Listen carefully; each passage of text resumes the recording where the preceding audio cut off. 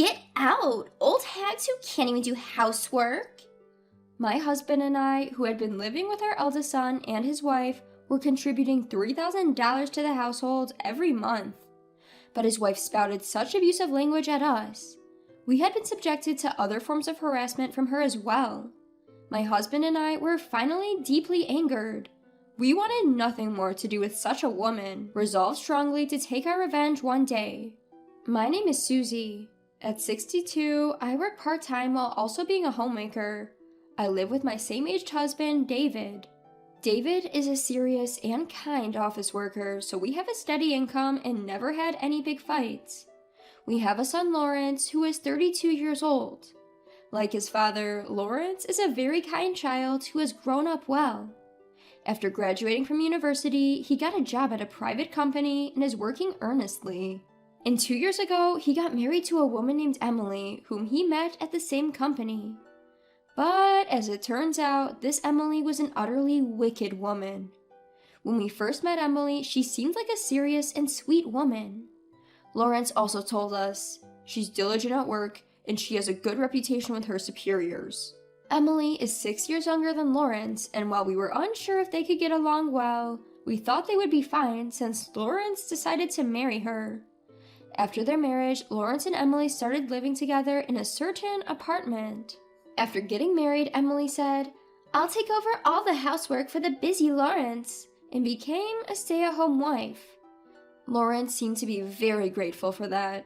"Thanks to Emily doing all the housework, I can focus on the job I love. I'm grateful." My husband and I had no doubt that our son had married a good woman. However, Emily gradually began to reveal her true colors. First, there was a family gathering for the new year where we met Emily. But at first, I didn't recognize that it was Emily. That's because her appearance had drastically changed. The last time I saw her, Emily had black hair and didn't wear heavy makeup. She seemed like a very reserved woman. But now she had transformed into a flashy, pink hair woman. She was wearing noisy bracelets around her wrists and looked very different from the person I had known. My husband, David, and the rest of our relatives were taken aback by Emily's drastic change. At that moment, Lawrence stepped in to mediate. "I'm sorry if we surprised you. I was also shocked when I came home from work one day to find Emily like this. However, she handles all the household chores well, and we have no issues. Besides, Emily is a full-time homemaker. Can we give her a pass?" After hearing that, I felt a sense of relief. Well, if Lawrence is okay with it, then it's fine by me. I was just surprised because Emily looked so different. It's not right to judge people by their appearance, and it's not my place to complain. After I said that, the rest of my family seemed to agree. Later, we all enjoyed drinking together until Emily caused a scene. She got incredibly drunk and started to verbally abuse everyone around her. "Hey, are you defying me? Back in middle school, I once knocked down 3 classmates at once." It seems that she had a bad habit when drunk. She even lashed out at me and David, shouting, "Stop clinging to life unnecessarily, you old nuisances! No one is happy that you're alive." Her words hurt me deeply. There's a line between what's acceptable and what's not, even when drunk. David looked angry, and Lawrence was quite surprised. "Hey, you're going too far, even for a drunken conversation. Apologize," he chided. However, Emily even defied Lawrence. "You dump all the household chores on me, and then you have the nerve to lecture me? A wimpy guy like you, I could take you down in a second." Emily continued her tirade, hurling abuse at everything in sight, causing trouble for everyone. Eventually, she passed out from the alcohol and finally quieted down, but the atmosphere was tense. Everyone was angry at Emily. Then one of the relatives started a conversation. "Emily mentioned earlier about defeating classmates. Was she a former delinquent?" "No, Emily graduated from a public university. I thought she was a serious person at heart," Lawrence responded, but that relative remained skeptical. "Do we have concrete proof that she's lived a straight life? Perhaps we should investigate Emily's past and what kind of person she is." I agreed with this suggestion. Perhaps taking this incident seriously, Lawrence promised to look into it. Since Emily had lost her parents and had few connections with her relatives, he hired a private investigator. The investigation revealed that Emily was quite rebellious during her middle school years and was the leader of a delinquent group. She was such a notorious bad girl that even the famous local hooligans followed her orders. From the time she was in 9th grade, due to the thoughts of her future, Emily started to behave more seriously on the surface. She graduated from a public university, but she never cut ties with her rowdy group of friends. Even now, when Lawrence is away at work, Emily invites these unruly friends over to their house. What's worse, they make such a commotion that it has become a nuisance to the neighbors. Emily was merely concealing her true nature. She was quite the troublemaker indeed. Frustrated by this, Lawrence broached the subject of divorce. However, Emily cried and pleaded, "I'm sorry, I'll become serious from now on. Please forgive me. I absolutely need you, Lawrence. Please don't divorce me." And even changed back to her old attire. She even took out her smartphone and deleted her friends' contact numbers right in front of Lawrence. She apologized over the phone to the relatives who were bothered by her during the New Year's gathering. She also called me to apologize several times. If she's willing to go to such lengths, Lawrence thought about reconsidering. As a result, they didn't divorce and decided to continue their married life. Lawrence is the one married to Emily, and I thought it's not good for parents to interfere too much, so my husband and I decided to respect Lawrence's decision. In fact, when I met Emily again at the family summer gathering, she had become a serious woman. I thought things would be okay like this, but one day while I was at my part-time job, I lifted a heavy object. The instant I did that, I felt an intense pain in my back, and I couldn't move at all. Other staff members hurriedly took me to the hospital, and it turned out to be a pretty severe case of back strain, so I was told to rest for a while. When I informed Lawrence about this over the phone, I got this reply. "Why don't you use this opportunity to live with us, me and Emily? Of course, along with Dad too. We'd all live together. Given your ages, incidents like these, injuries or illnesses, are bound to increase. It'd be better if me and Emily were around to help when something happens." When I thought about it, it made sense.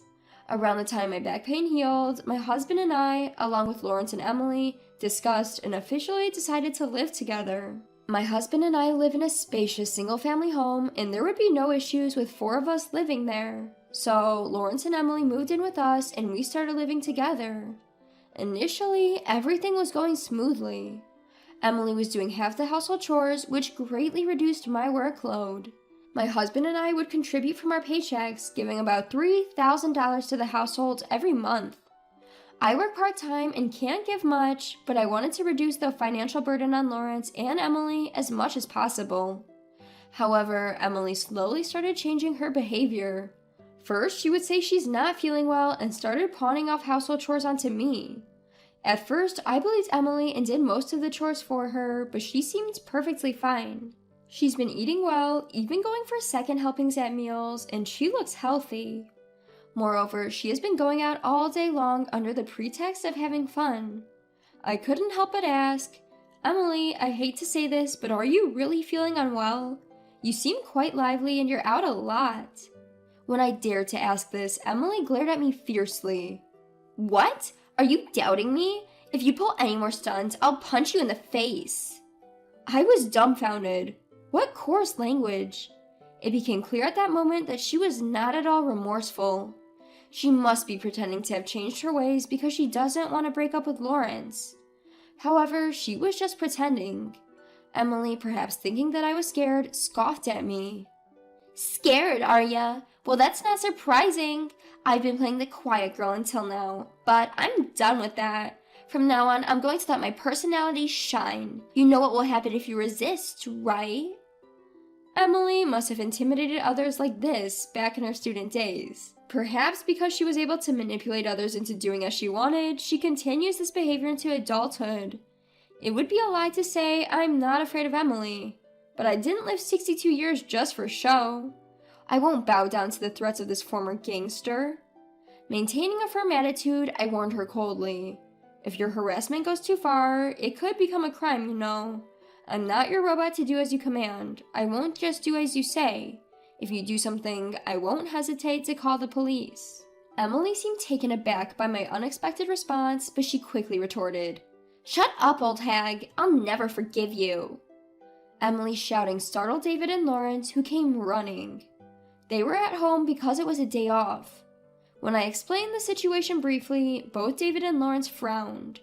For the moment, it was decided to have a discussion among the four of us. David told Emily, "First of all, apologize to Susie." However, Emily refused to apologize. Instead, she crossed her arms defiantly. "Why do I have to apologize to an old hag?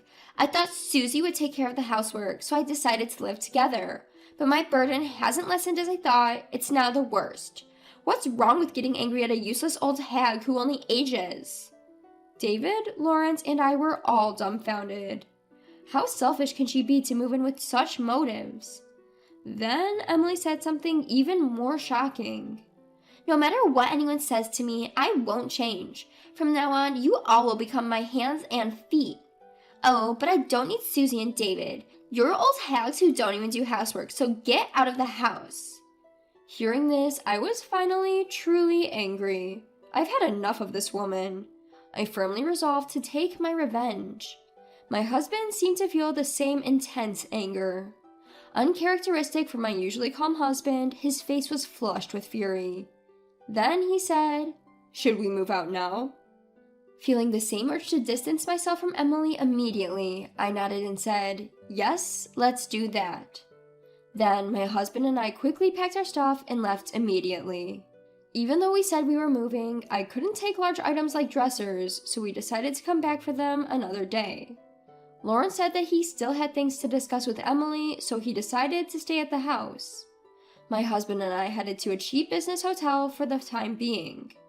We don't own another house, and we didn't want to impose on our friends, so we decided to stay there until we find a new place. The next day, from 8 in the morning, Emily started calling my cell phone.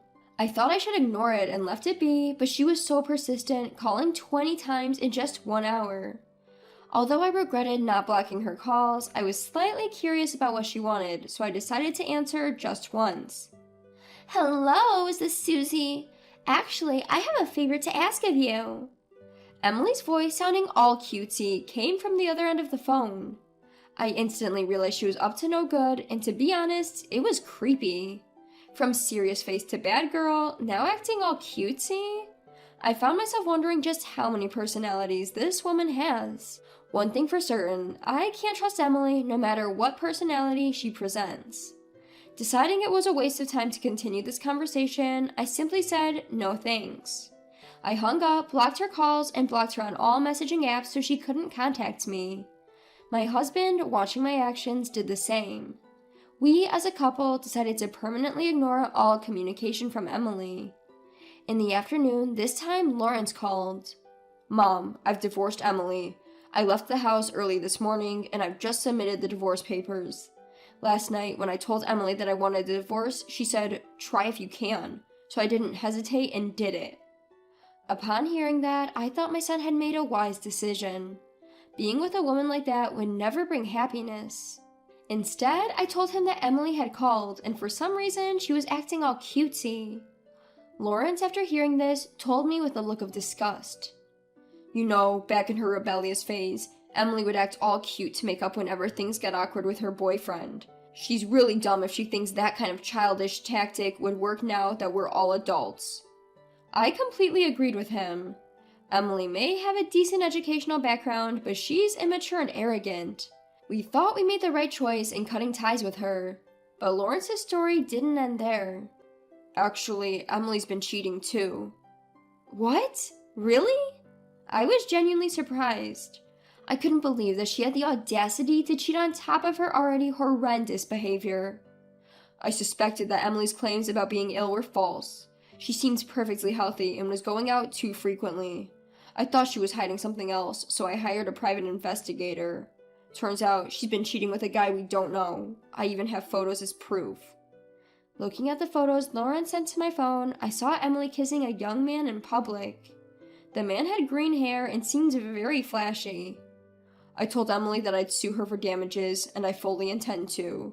I'm going to claim damages from her affair partner as well. Emily acted all cool when I told her, though. Then, why did she call me, I wonder? Who knows? I think she probably wanted to know where I was after I moved out. Emily never thought I'd actually leave. She thought if she acted tough and intimidating, I'd stay by her side. But now that I'm really gone, I think she panicked and tried to win me over. I sighed. No matter the reason, I would never help a person like that. I wish she could experience loneliness all on her own. Eventually, my husband Lawrence and I found a new apartment. We decided to live there together. We considered forcing Emily out and living in our old house, but it would be too large for Lawrence to live alone after we pass away. Besides, there's a chance it could end up being vacant in the future. Vacant properties can cause various problems, so we thought it would be better to sell it off. Lawrence agreed, saying, "I don't necessarily need to live in the house. Selling it is fine with me." Emily will lose her place to live, but we didn't care about that. We still have a lot of our stuff in the old house, so we decided to go back there with some relatives who offered to help us move. Upon entering the house, there was Emily, wearing a sickeningly smug grin on her face. I realized when I was alone, I really can't handle loneliness. So, wouldn't you all live together again? Also, I want to save some money, and I really don't want to pay Lawrence for any alimony. Without an apology at this point, her audacious request made my anger boil over.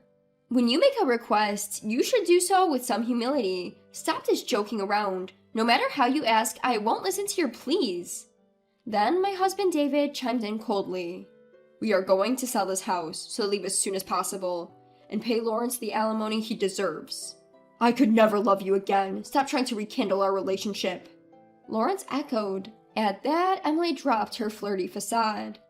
Lawrence has a stable income, so I thought if we got married, I could relax and become a housewife. But now there's not a shred of ulterior motive. I truly love Lawrence. Of course, I also need you, Susie and David. No matter what she said, our anger, mine, David's, and Lawrence's, wouldn't abate. Rather, it just kindled more rage. At that moment, a silent relative who had been observing the situation couldn't stand it any longer and interjected. Emily, you are such a despicable woman. If you have so much to say, why don't we settle this in a fair fight? You seem pretty confident about your strength. I'll have you know I competed in a national karate competition. The relatives swiftly stepped closer to Emily, staring her down. They radiated an imposing aura. This relative, a person in their 30s, was renowned for their physical strength. The part about competing in a karate competition was true. We had called them in case Emily decided to cause trouble. Even Emily, sensing the threatening vibe, whimpered, No, I don't want to fight. After you move out, never bother Susie and the rest again. You better leave quickly. And before you do, apologize properly, the relative warned in a low voice. Emily, suddenly becoming more understanding, quickly responded, Yes, I understand. I'll leave right away. All my large belongings, I'll leave them all here. I'm really sorry. She groveled, hastily packing up her belongings and leaving. Seeing this, the relative smirked. Emily can only act tough with those she thinks are weaker than her. When faced with someone she perceives as stronger, she becomes a submissive, spineless person, they observed. David, Lawrence, and I, recalling Emily's retreating figure, burst into laughter. With the pest gone, our moving preparations proceeded smoothly, and we managed to relocate to our new home without a hitch. After that, Emily rented an apartment and started living alone. As warned, Lawrence filed a claim for alimony. Perhaps due to the involvement of a lawyer, both Emily and her lover readily paid up. The person she was dealing with was a lawyer, someone who seems to hold significant power, and I suppose that's why she readily agreed. As my relative said, it seems she can't take a stand against someone stronger than herself. Since then, I have had nothing to do with Emily, but I do know what she's been up to. It was reported on the news that she was arrested. Combining the news reports, information I heard from acquaintances, and my own experiences, it seems Emily has led the following kind of life. Firstly, Emily used up most of her savings paying alimony. She planned to remarry the man she cheated with and live off of his income, but he cut off all contact.